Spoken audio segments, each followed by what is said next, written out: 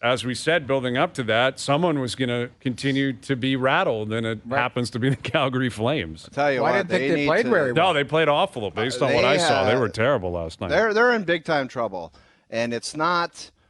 I'm not just making an assessment from watching yesterday, but the bottom line is, in a salary cap era, when you pick 5 to 7 guys who you're going to allot big time money, and you have what I call cap separation, which is you pay a guy $10 million and he plays like he's worth $3 million, you're in big time trouble.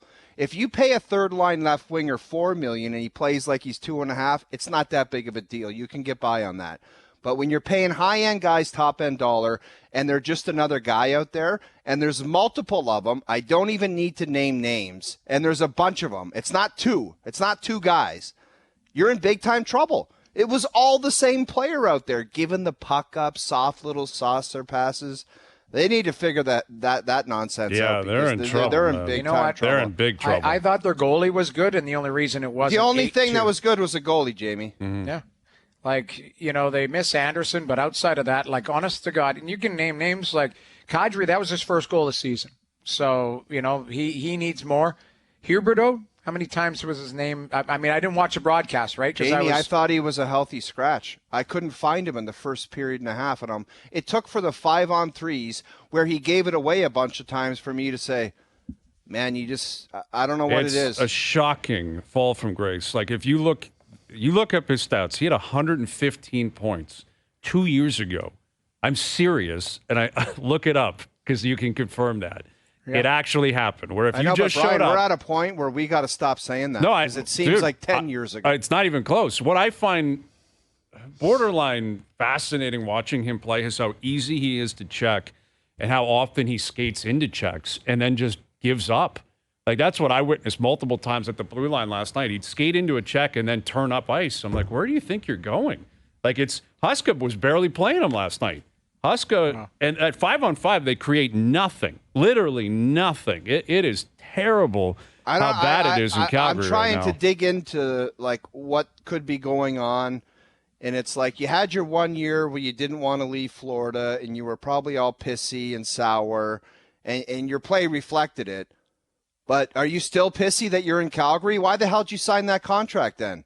Why'd you sign it? You didn't have to. It's a massive deal. It's a massive contract like that. It's a massive deal, and I'll say it again. If you're paying top-end dollar to guys like that, and there's that cap separation when they're playing like a $2 million player, you're screwed, and you have zero chance to win. Yeah. If Austin Matthews played like he's worth $2 million, can you imagine the hell that guy would be living in this market?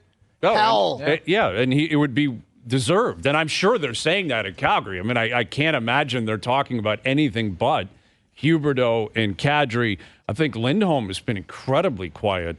He's another guy. Yeah, I didn't want to name names, but you named them. Those are the big guys, You're a though. 40-goal scorer. Those are the big points. guys. Yeah, those are the big guys. But I name names only because we're just being honest. Like, we're not being disrespectful. You're just saying, well, we watched a game yesterday, and you're trying to pull out and go, okay, what are you seeing? What are you not?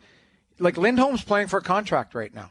Yeah, Huberdeau's got his deal. There's the cap separation again, Jamie. He's probably telling Craig Conroy he wants $10 million a year or something close to that, and he's playing like a $1.8 million player. Well, I mean, it's still early in the season, and Conroy just got there, Huska just got there, right? Dude, I get it, but nothing's going to change. But, like, for me as an outsider, and I don't know if the ownership would ever accept this, but, like, if I'm an owner of that team, and I'm looking at this, I'm terrified of what's going to happen here with the future of Huberdeau.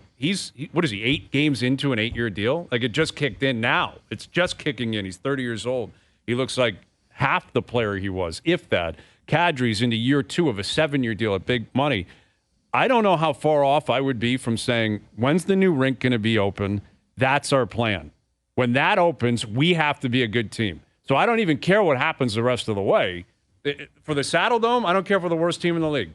Do what San Jose did. You might have to. Just find a way to dump pieces out, change it up. But when that rink opens, we need to be rocking. And we need a young, core that's ready to perform, and that's probably 3-4 years away, 5 Okay, years if you're away. going to scorch the earth, what are you going to do with Well, the that's players I don't we know. just mentioned? I don't know what you can do. And it probably is too premature for that conversation. It's still October. Yeah, we're still in October, but it did from what you've seen and It's what a mess in they've laid Calgary. out there. It hasn't been very good. That's the bottom line. And Noodles, we've all three of us have been around the game our whole lives. If you think about the likelihood of that operation turning around and becoming elite, what percentage of a Jerry percentage would you give it? Elite? Here's Yes. the thing. 0%. Exactly. Elite. So then what are we talking about here? Why Can they get back in playoff contention, Noodles? Like, that's Yes. what they're asking in Calgary. Then I'm on a Jerry's percentage. I'm high on that just based on if their players play up to their potential. But we're 8 games in, not seeing outside of Markstrom, who I think has actually had a really nice start for them, but hasn't gotten the results. I don't know if there's been a consistent player there where you're like, that guy night in and night out has been outstanding.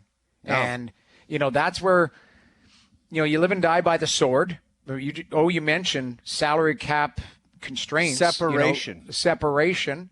Okay, but when you're paying a lot of guys a lot of money, the expectation should be that, hey, we need more out of you. But those guys need to look in the mirror and say, we need more out of ourselves. Like, that's the thing. And, it's on the players. 100%. It's on the players. It's not Ryan Huska. And here's the other thing, too. The narrative is, it was all Daryl's fault. Well, now all of a sudden, Daryl's not there. They were hoping that was the truth. They were. That's the thing. That's been completely thrown out the window. You can't even reference biggest Sutter indictment anymore, on those guys, period, Hayes, is the Right. coach. We didn't like it. We didn't have fun. Okay, you're having a bunch of fun now, and you're still a bunch of duds out there.